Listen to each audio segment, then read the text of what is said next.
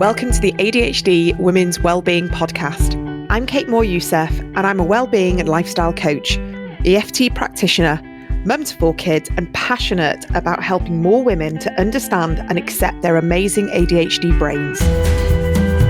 After speaking to many women just like me, and probably you, I know there is a need for more health and lifestyle support for women newly diagnosed with ADHD.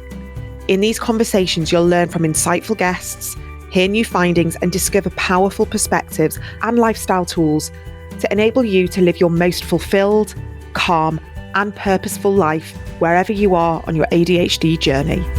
Here's today's episode. Today, we've got Dr. Miguel Toribio Mateas. Now, he's affectionately known as the creative scientist, and he is a distinguished clinical neuroscientist and nutrition researcher in the UK. And his expertise centres on the intricate gut-brain connection, drawing on a rich and real-world scientific foundation rather than just the purely academic pursuits. And Dr. Miguel's academic journey includes degrees in nutritional medicine and clinical neuroscience, culminating in a doctorate focused on mental health and gut microbiome. I know there's lots more to discuss here, but I know that you are fascinated in the profound effects of gut health on the mood, cognition, and overall well-being. And you are doing this important work as a research fellow at Cardiff University School of Psychology.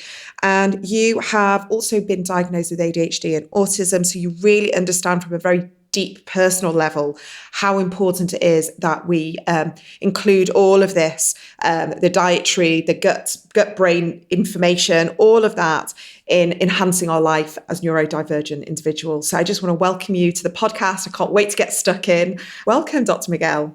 Thank you so much, Kate, for having me. It's wonderful to be here. I'd just love to hear, because obviously that biog, that was, hugely loaded in all your fantastic academic achievements. But I wanted to know kind of from a personal perspective, what led you to your ADHD and autism diagnosis, and what was the path towards that? I interestingly started thinking about ADHD first of all when I decided to go back to university in 2013 to do neuroscience, clinical neuroscience. And I really struggled with a lot of the deadlines. I got like super high marks, but I was always late, like handing in the assignments and everything else. So like typical ADHD, if you're motivated by something, you'll read everything. I was always like, if there were optional books, I was reading them. I was reading all the articles. I was really getting stuck into all of the material. But I was really struggling to manage my time and to manage my energy. And I was really, really stressed. And I had to trek through London and the other side of London. I'm kind of in Hertfordshire, and I had to go to southwest London. So it was a long commute. And I was working as well. All my studies have always been while I was working. I've been working since I was 14, like doing bits and bobs. So yeah, and I thought, might I be ADHD on the basis that there was another student who was diagnosed ADHD and he was on meds, and we didn't really discuss it so much, but I saw him taking his medication and he told me about the ADHD. And I thought at the time, but thinking about going to a psychiatrist or to a clinical psychologist or so on, getting a diagnosis, it was quite daunting at the time. And I think also the stigma thinking, if this is psychiatric condition, maybe they are going to unearth something else if I go and see somebody who's going to diagnose me. So I didn't do anything about it until basically many years later. It was in 2020 when I basically had the same situations happening to me, dramas at work and meltdowns and emotional dysregulation completely, in every pore of my being. And I would be like very happy in general with, as we can be, like happy-go-lucky in many aspects of our lives. But in other aspects, actually really dysregulated. And I was really burnt out as well. And that was the consequence of having a lifestyle and jobs that meant that I had to travel a lot, going back, 20 plus years, I traveled a lot internationally. I never really understood how much the travel and the having to show up and smile in front of audiences kind of depleted my energy. And I remember doing gigs for companies. I was working in scientific publishing many, many years ago in a previous life. And one of the companies that I had to deal with was Novartis. And I used to go to Basel a lot in Switzerland to do training on medical databases and so on. And I had 100 scientists in a room waiting for me, and I'd be hiding in the toilet until 5 minutes before the session, petrified. And then people are starting to get aggy, thinking, "Where is Miguel?" I don't know. He was having a coffee, and I turn up in the meeting room where everybody's waiting for me 2 minutes before the session is due to start, and I have to put my big smile on and deliver the session. And then colleagues and other, and delegates would go for dinner, and I would give it a miss because I would be, the moment that I finished the session, my adrenaline would just drop completely and I would be completely exhausted. But I just thought nothing of it. I just thought, okay, well, maybe it's just performance anxiety in terms of public speaking or whatever. And, but then the more I realize now, looking back at my life, the more I look into those situations, the more I realize that we face life in a different way. Our brain works in a different way, and it can deplete energy in different ways by doing things that other people would just think, well, it's just normal. You're just turning up at work and doing what you need to do. So anyway, cut a long story short, and fast forward to 2020, I had done a number of those jobs where I had to show up and smile and deliver talks in front of large audiences and loads of trainings and things like that. And I just felt really, really depleted. And it coincided with COVID as well. So 2020, I felt really run down. I felt like the emotions were being somatized. So I felt them in my body, and I felt a lot of pain. And at the time, I was working with a colleague who had just had his diagnosis, and we talked a lot about ADHD. And I decided to go to the same psychiatrist that he had gone to. And she was a very, very kind lady. I felt really safe with her. And she basically just said, well, you're very much textbook ADHD.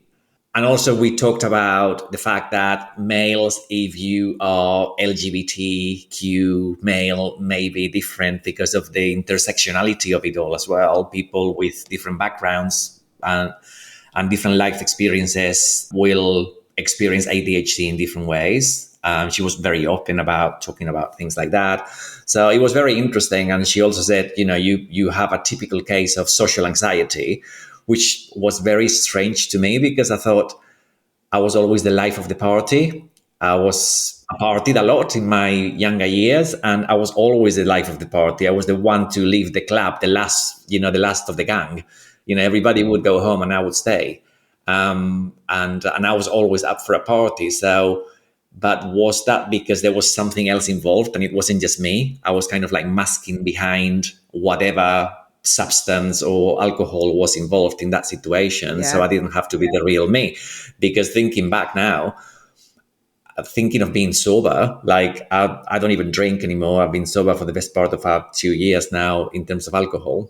And just thinking of turning up in a club with music, loud music, and loads of people around me, it just freaks me out now. Thinking of going to a festival or something like that, I'm thinking, oh my god, it's just like, how would I face that situation? So I think all of those pieces fit nicely into that journey of how I got to my diagnosis. And she did say at the time, I'm pretty sure you are also autistic, but we need to do another diagnostic process. So I wouldn't be able to tell you now. And it kind of like stuck in my mind a little bit. And I didn't do it for another 3 years. And I did it last year. And I was diagnosed autistic as well. So, and I think the labels help in a way. I don't use them or I try not to use them as an excuse to say, oh, I'm doing this because I'm autistic, or I'm doing this because my brain is ADHD. It's a process of learning for everybody, and it's valid to actually use those cards, in my view, because it kind of is a different way of seeing the world from before your diagnosis, and it's an adaptation period. I'm trying to see those labels a little bit like my label of being gay. I'm openly gay, but I don't turn up in a room and the first thing I say is I'm gay. Is so I'm trying to kind of like see the ADHD and the autism labels as something that help me navigate the world and give me an understanding that my neurobiological landscape is unique, as yours will be as a woman with ADHD, and everybody else's will be different slightly, because at the end of the day, we are people. I think you've, perfectly articulated so much that we've talked about on the podcast before, but, to hear it coming from your mouth, it's so validating to be able to see, again, how it manifests so differently. But I love the words you use, the neurobiological landscape, that we're all navigating this in our own unique way. We've got the connectedness of saying, yes, okay, we've got this label in inverted commas, but how that shows up. And like you say, like the access of care, the level of support that we can reach. And what we've always known about ADHD is take the medication, maybe go and see a therapist, goodbye, here's your diagnosis. But actually having all of this awareness of saying, right, we can look after ourselves from a completely newly neuroaffirmed and educated place, we can live well. Would you agree? And I guess tell us a little bit about what you believe is the way to live thriving with ADHD through your lens of the gut-brain connection. Yeah, absolutely. I think the gut-brain connection plays a crucial role because it connects the external world with your internal world in a way, and going even a little bit deeper philosophically than that. Food choices that before you even put anything in your mouth, food choices are determined a lot by emotions and by memories and by associations between those memories and the way that that food may have made you feel, the way that the food actually is perceived by society. Because, for example, now carbohydrates are very demonized and people kind of like shy away from them, thinking that all carbs are the same. So I'm going to have a low carb diet and that's going to be better for me. So all of those things are kind of like playing in your mind. And take an ADHD mind, it's going 100 miles an hour. It's going a lot faster than the neurotypical mind. All of those things that are kind of like little snippets of information are kind of like little bits of data that are floating around in the spin cycle of a washing machine that doesn't stop running. That is a typical overwhelmed ADHD mind that is not either not treated or that you're not aware of it. So if you choose not to go with your traditional treatment with stimulants and so on, you can actually at least be aware that your mind is behaving a certain way, and then you can do something about it. So with all of that in mind, before you even put anything in your mouth and you think, okay, I'm going to engage my digestive system, I'm going to engage the microbes in my gut, they're going to produce nice molecules that then are going to travel to my brain, and all of that is going to happen. And that is the kind of like the basis of the gut-brain connection in a nutshell. You have all of those emotions to deal with. And one of the key things in ADHD is that emotional dysregulation, the fact that emotions can affect us to an extent that they can overpower us, they can feel overwhelming, that something tiny can feel like a mountain, that something negative that somebody without ADHD or a neurotypical person can deal with in 2 seconds, and they archive it and it's dealt with, and that's fine. It can actually bug us the whole day, and it can bug us for days, So a little act of unkindness, words that you've heard from somebody, and they didn't sit right with you, they can actually be sitting with you for days and weeks. So all of that is going to have an impact on the kind of foods that you're going to choose.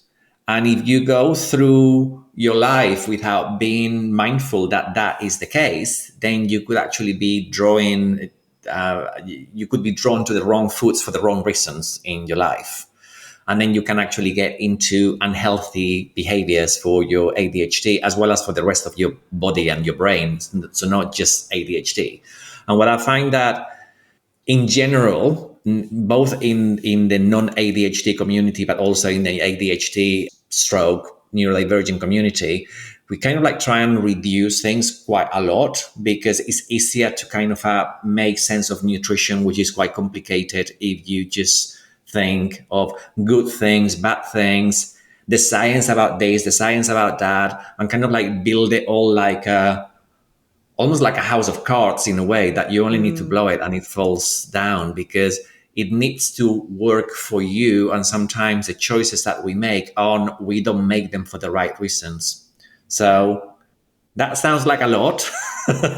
Yeah, but no, Sure. and I think it's interesting for you to kind of describe it like that because, we know that there's a big prevalence of disordered eating, specifically kind of binge eating cycles with ADHD, and to connect to that, not just to the sort of the dopamine seeking, but to understand the emotional connection of, what you were describing with RSD, like how powerful RSD can be. And like you say, one comment, one conversation, and it can literally eat us up, from the inside. And we can't shake off that perspective. And that, from what I know, and I'm not a neuroscientist, but I know that we've got a default mode network that can be much more, whether you want to use the word aggressive, or it just feels like it's a more powerful way of thinking, where the negativity bias, and we do ruminate and catastrophize and worry and ponder on so much, that to know that we have that, and then to have things that we can break the cycle with. For me, RSD has always been a big part of my life, and to understand it and to see it and to kind of almost have it separate from myself. So I can say, okay, that was a really hurtful comment, but am I going to choose to hold that with me now? Do I want to carry that with me? Because that's going to be a weight. And understand, like, what am I going to reach for? Some people reach for an alcoholic drink, some people reach for chocolate, whatever that is. But actually to see it as it is and say, right, I understand my brain. I understand that this is going to affect me and I am more sensitive to this. And understand that we do often need perspective. And how do we get that perspective? Is it having a conversation with someone we trust, who understands our brains, someone who is a bit more pragmatic in thinking and pull us out of that kind of like doom cycle, or have practices of grounding ourselves in nature, going for a walk, swimming, exercise, creativity, anything that we know is gonna pull us out of that head. Absolutely. I think, yeah, sorry, I interrupted you, No, go. ADHD. I'm, I'm completely agreeing with what you're saying. And that, in a way, is the part of how do you tackle that awareness. So the first step is to be aware. And I think the fact that we may have been harsher to ourselves than we need to be at certain points in life as well. And the fact that we need that kind of little bit of self-compassion, that I think is part of that. Okay, so how do I, now that I know, I'm going to try and trace the source of this emotion. So it might be the reason why I'm feeling rejected, and the reason why I'm feeling that dysphoria around the rejection. I'm going to try and source it to where it comes from. Once you identify where it comes from, how can you ensure that that situation is not going to affect you the same way again? Because otherwise you're just falling onto the same, into the same trap all the time. And all of those things that you said, nature, creativity, for me, having a nutrition degree and having looked at nutrition as a key intervention for a lot of the stuff that I've done later, are as important, if not more important, than the nutrition. Because I think sometimes we get really, really obsessed with getting the nutrition just right. And with that obsession, sometimes we fuel the anxiety around our own health that is not actually a healthy thing to do. And I've done that myself. I had massively disordered eating from my teens. I binged. I took slimming tablets in my teens, and then I kind of, I binged on loads of different things, but crunchy, sweet things, salty. I'm quite drawn to salty, crunchy kind of foods. That is my sensory kind of need. And I did that all through my 20s, and I binged in my 30s, and I discovered alcohol in my 30s because I never drank until my 30s. And I thought, wow, this is legal, and it gets you more high than drugs that you can take in the clubs, and you can buy it in the newsagents and go home with like this thing that will get you Welcome to completely off your England. face.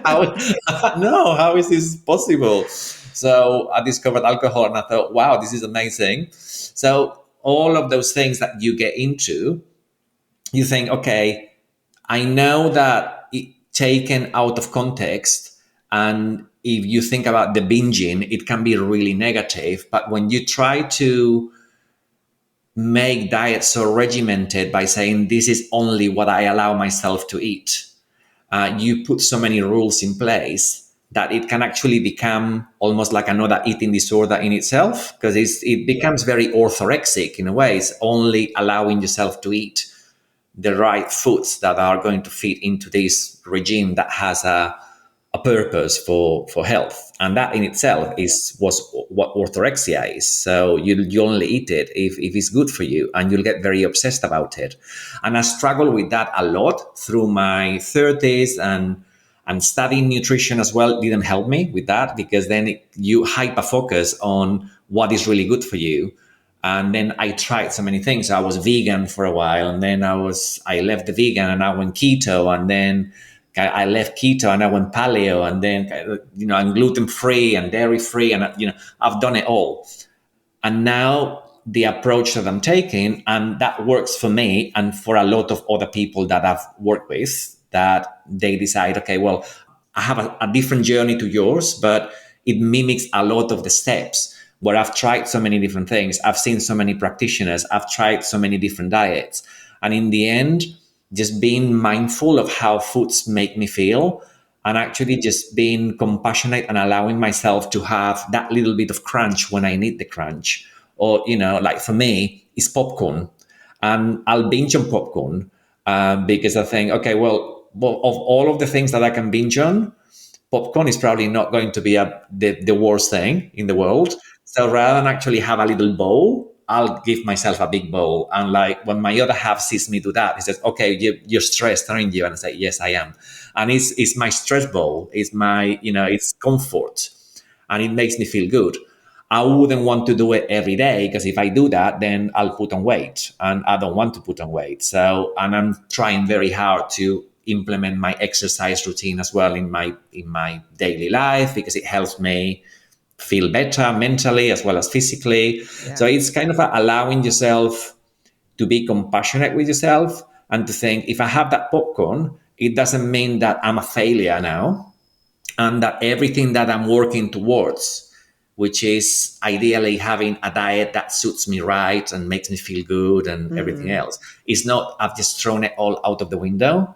And I think there is this kind of like attitude that I say, that everything needs to be perfect and everything needs to be just right. Yeah. That is, I think it can be damaging. 100%. Everything that you're saying is so validating to hear, because it comes from such an informed, educationally research-based. And what we know is extremes aren't great. Ridding the shame, ridding the guilt, and to be able to live like that, I think, the gut-brain connection it must heal itself in a sort of softer kind of way. Absolutely, because we focus a lot on the gut and okay, what reaches the gut. So we look at the food, and then we kind of dissect the foods into components, and we think, okay, so this has got polyphenols that will help my gut bacteria, or this has more fiber that's going to help my gut bacteria. this has got some fats like omega-3 fatty acids that might actually be prebiotic in nature. So they help the gut bacteria as well. And some bifidobacteria can actually thrive on omega-3s and so on. And that's all great. But what is very basic in terms of the gut-brain connection is that there is a gut-brain connection and a brain-gut connection. It is a bidirectional connection. They are both talking to each other. And the brain, with emotions that are as powerful as we know they are in ADHD, is sending incredibly poignant messages to the gut, to the point that is the primal way of communication between the gut and the brain in a situation of fight or flight, which can be how our brains are actually, and our nervous systems are hardwired in ADHD because of years of being told we're not good enough, of rejection, of tiny traumas, massive traumas. All of that wires the nervous system in such a way that we are hypervigilant, we are meerkatting, we're kind of, just ready for the next negative thing that is going to hit us. And sometimes we don't even realize, because we have become almost so used to that rejection that it is part of that basic mechanism, is what I'm trying to say. So if the brain is saying to the gut, the emotions that I'm overpowered with now are negative, that is the same thing as having a lion just behind you that's going to attack you. And literally, whether the brain is actually overpowered by a negative emotion or whether you have a negative situation that is physical just about to happen to you, that perceived stress or that real stress of the lion or the train or the bus that's going to hit you, and the stress of something that is just in your imagination but is happening in your brain is real. That is happening, that is having the same effect on your gut. It's basically the message that your brain is sending to your gut is, can you tone down your activity? Because in a situation of danger, I don't want you to be spending any energy. I want the energy for me. The brain is selfish and wants the energy for itself because it needs to get you out of that danger. So in a way, selfish, knowing that it's going to need that energy to take you out of the potential threat. And when you think about it, that is actually very powerful, because a lot of people with ADHD will have digestive issues, will have kind of IBS type symptoms. They'll have potential low inflammation situations in the gut. They don't agree with certain foods, food intolerances. All of that is quite typical in the neurodivergent community. That might also strive from the fact that the brain is constantly telling the gut to take a step down in terms of its activity. So there's a lot of the processes that normally happen in the gut, like the very first steps in digestion, which is saliva forming in the mouth. That carries enzymes that break down the food already from the mouth into the stomach, to the formation of stomach acid, to the formation of enzymes in the pancreas, to bile producing in the gallbladder. All of those are necessary ingredients for food to start being digested more properly in the small intestine, to then the appropriate amount and diversity of bacteria in your colon so they can actually extract the nutrients from the food that reaches the colon. And all of that is depending on a calm nervous system. Or rather than a calm nervous system, which is it's never going to be completely calm, a nervous system that is resilient and able to withstand these ups and downs of life. And if your nervous system is hardwired for drama, which a lot of it is the case in ADHD, and you're getting drama from yourself because of the self-talk that you're giving yourself, or I'm not allowing myself to eat this because this will happen if I eat that. And that self-talk that stops you from doing things that are, in a way, common sense, unless you are, of course, celiac, or you have any clinical situation that any of the ingredients you're allergic to, or, some people, I talk about kefir, for example, and some people say, oh, I've got, I react really badly to histamine. Okay, well, of course, that, if you know that that is your situation, of course, don't take a food that will put you in danger, that's going to make you feel ill. So I'm not talking about pushing foods that are potentially going to make you feel sick. I'm talking about foods that have a purpose in health that is documented in literature quite widely at high level, high quality of experiments, and that I wasn't allowing myself to put in my body because of different reasons. And when I talk to people, it happens to so many people. We do that to ourselves, and that negative self-talk is literally just fueling that fight or flight situation that our central nervous system is already wanting. It's we are wired for drama, and we're giving it drama. So it's kind of like a cycle of perpetuating the drama in ADHD. And I think the way to get out of the drama is self-compassion and self-acceptance in all different shades. So first, accept yourself for the fact that, okay, I'm still carrying 5 kilos more than I would like to carry, although I'm carrying 15 kilos less than 4 years ago. My journey's been long since being diagnosed and being burnt out. But when I had no other choice but to actually be kind to myself, because I was bedridden when I was burnt out. And when I was diagnosed, I was finding it very difficult to get out of bed. I had to put on a smile to do Zoom calls at work and then go back to bed for a while because I was really that burnt out. I think I was pushed to be kind. I didn't have the energy to think, I cannot allow myself to eat this. I'm just going to eat whatever. I'm going to be intuitive in what I'm drawn to eating, just because I didn't have the energy to get into the drama of this is allowed, this is not allowed, this is making me feel like this, I'm going to get fat, my trousers won't fit.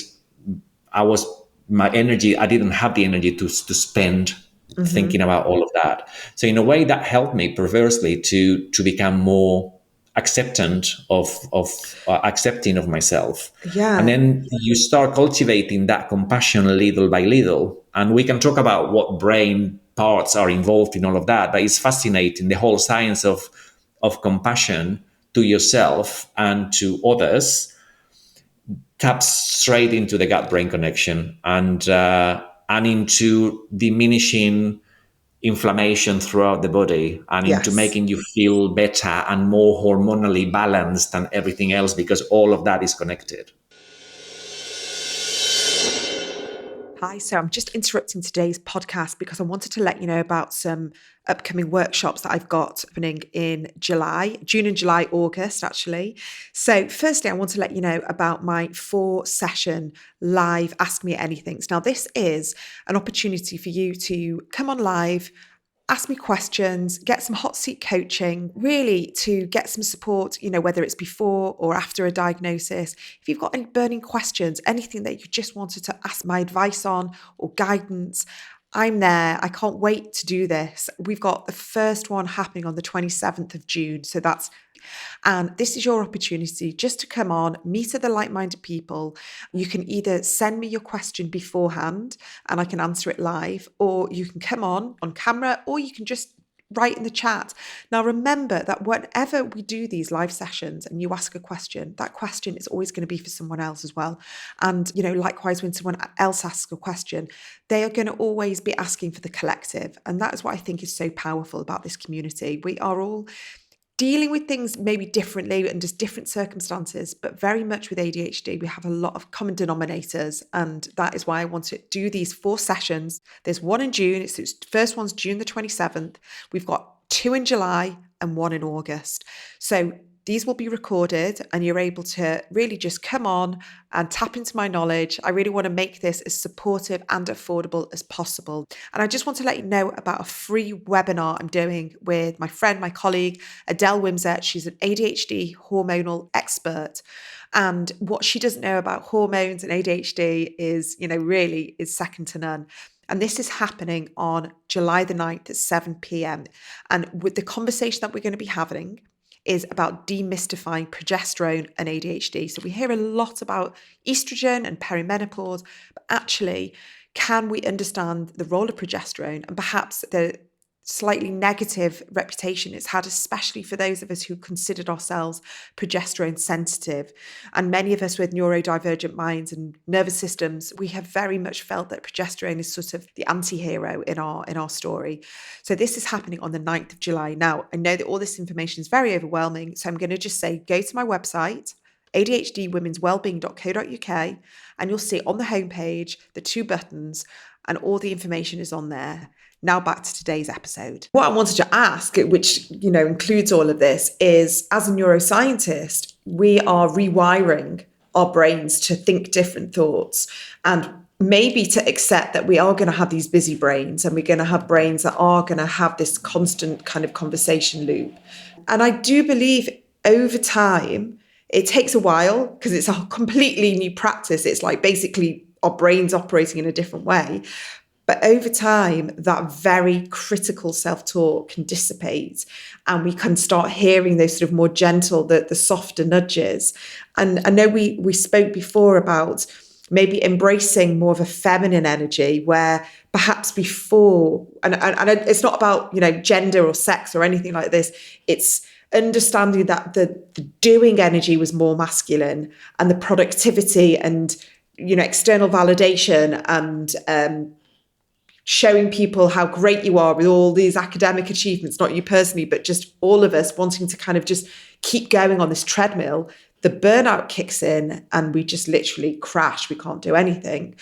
And then being able to say, actually, is there another option here? Is there a softer, more gentle, kinder option that we can live where we put a lens, we operate through that lens, where it's with our careers, with parenting, relationships, friendships, socializing, the way we eat is more intuitive. And I'd love to talk a little bit more about that with you as someone with all the science behind him, to more of the spiritual side of what I like to talk about, and saying that we can let go of the doing and the productivity and just be a little bit more in the present moment and feel a bit more grounded and calm. And yeah, I'd love to hear it from your perspective as well. Yeah, absolutely. And when you were saying about the feminine, I completely agree. It's not about gender, it's about softness. And even science can be very masculine, particularly science that is quantitative. And I get bemused by people just being obsessed by, oh, show me the evidence and show me a systematic review and show me a control group and show me all of these kind of things, which, of course, I agree as a scientist, this is the gold standard for a particular way of going about science. The science of nutrition is particularly tricky because of the emotions attached to food, of the belief system attached to different food choices. All of that taken into account, doesn't detract from the fact that there are more ways of looking at science than just the numbers, than just the control groups and the systematic reviews and the randomized control trials. There is qualitative science that is very powerful. A lot of the psychology science, a lot of the neuroscience science that goes away from imaging and molecules that you can identify in a test is going to be self-reported. When somebody self-reports, you need to analyze that in a completely different way. And if you go about analyzing that data with masculine energy, you miss out on the nuances, on the richness of the data, which is more feminine. It's got power in the context of how it happens. It's soft. And when I did my doctoral degree, I did 2 things. So I did like a set of experiments that would have been the more masculine kind of a part. And then I wrote a self-reflective piece that was based on different methods that was more qualitative. And for that, I actually drew from social feminist theory. And I looked at how the feminists in key moments of history, like the 70s, for example, they looked at things in a completely different way. They gave value to the unfinished. So it didn't need to be even completed to have value. Something didn't need to be completed to have value. There's just one example. And I looked into the work of people like Donna Haraway, wonderful feminist lady who talked about the value of interspecies connection. So talked about the richness of brain development when you have a pet, and particularly dogs. So she talked about the relationships with dogs and how they enrich human life. So really interesting stuff that is not a randomized controlled trial. And it completely opened my mind to, I came into the doctoral degree thinking, oh, it's all going to be numbers and I'm going to crunch all these numbers and I'll produce appendices with more data and blah, blah. And when the more I got into the qualitative aspects of science, I'm thinking, wow, I wish I had just done a qualitative only doctoral degree, because this is bloody amazing. This is completely incredible.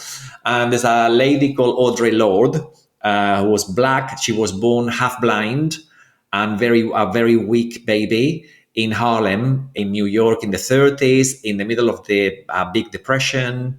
And she became, well, she was a lesbian Black lady living her life in the 50s, 60s, and into the 90s until she died. And she did incredible things. But she wrote about the oppression that Black women felt during certain parts of the 20th century. And a lot of her books, actually, and the way that she wrote, remind me of the neurodiversity movement, of how it's actually developing and how there are tensions between people in the actual movement because of the way that we see things. And that is healthy in a way. It's kind of like developing towards something that is going to be much bigger. But she talked about differences as well. And she talked about, she has a very famous quote, which is, it's not our differences that divide us, it's our inability to recognize, accept, and celebrate those differences. And I love that quote so much, because I think if we recognize that there is that feminine energy in everywhere in the universe, but also in science, and that we can learn so much about ourselves and about ADHD and neurodiversity, or other neurodivergent conditions, if we go beyond what is published in a randomized controlled trial, what is published in a systematic review, there is the lived experience of you. You have your own lived experience, which is unique to you and is valid. And just because it's unique to you, it doesn't mean that it's not valid. So if mine is completely different, I still need to accept that yours is valid and actually celebrate that difference. And that is what Audre Lorde basically was all about. So I'm really drawn to that lived experience and the feminine element of lived experience, the fact that everything that we feel is valid to us. So in a way, it should be valid in general for the community that we are part of. And I don't think we are there yet, but we're raising awareness of that commonality of experience that we are, that we have. So interesting. And I wonder, from doing all that research about feminism, and especially sort of back in the day, did you notice any neurodivergent traits in the feminists that you were researching? I'm pretty sure, yeah. There is this physicist called Karen Barad who's written about the origins of the universe, and she wrote about this thing called refraction, not diffraction, which is basically a different way of looking at.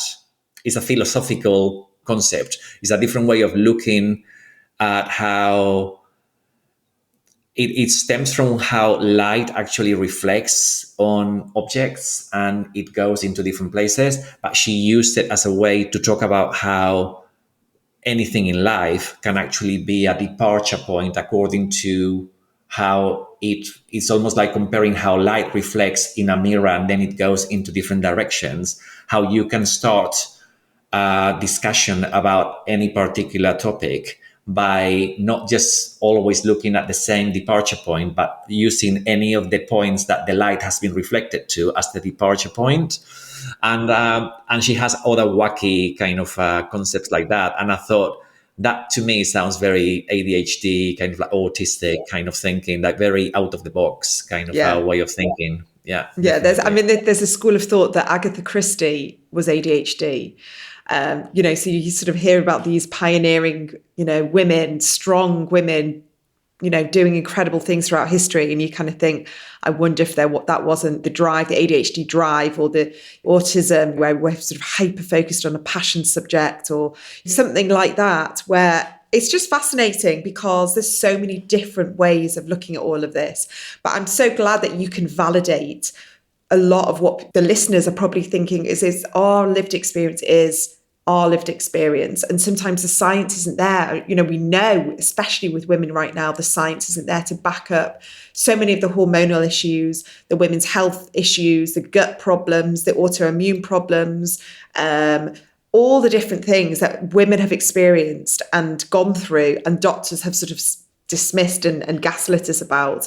And because there isn't the science, that masculine energy saying, that's true, okay, I believe you now, we have to kind of go with more of that feminine energy of saying, your experience is valid, and maybe we need to be a bit more intuitive about this and just offer compassion and kindness until science catches up.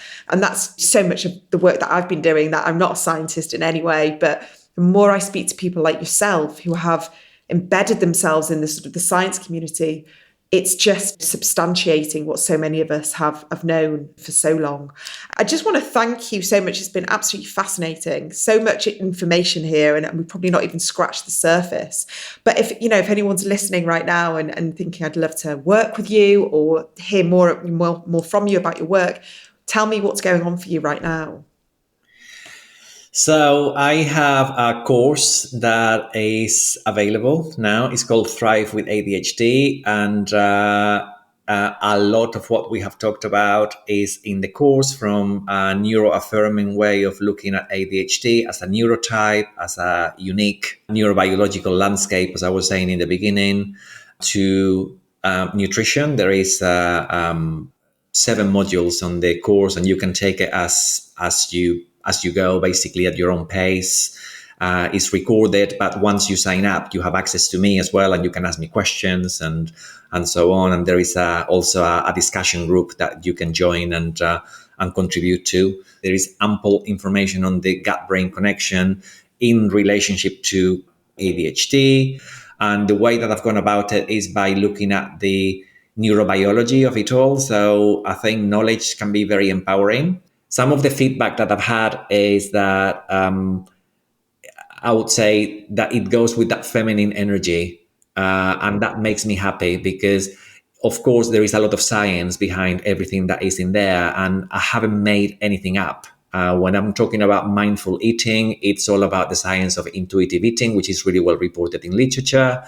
When I've talked about making mindful decisions around food, it's all a combination of mindfulness-based cognitive therapy and other forms of therapy. I'm not a therapist, but the science is there and you can draw from it. So that I'm quite proud of having done that, because it was actually very therapeutic for me to do.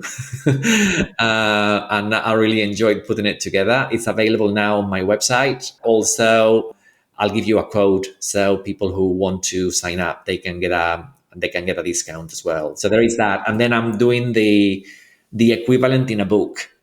And the book will be Thrive with ADHD and will be out whenever I write it. So hopefully, I'm hoping for late this year or early 2025. I think it's probably going to be January, February 2025. Amazing.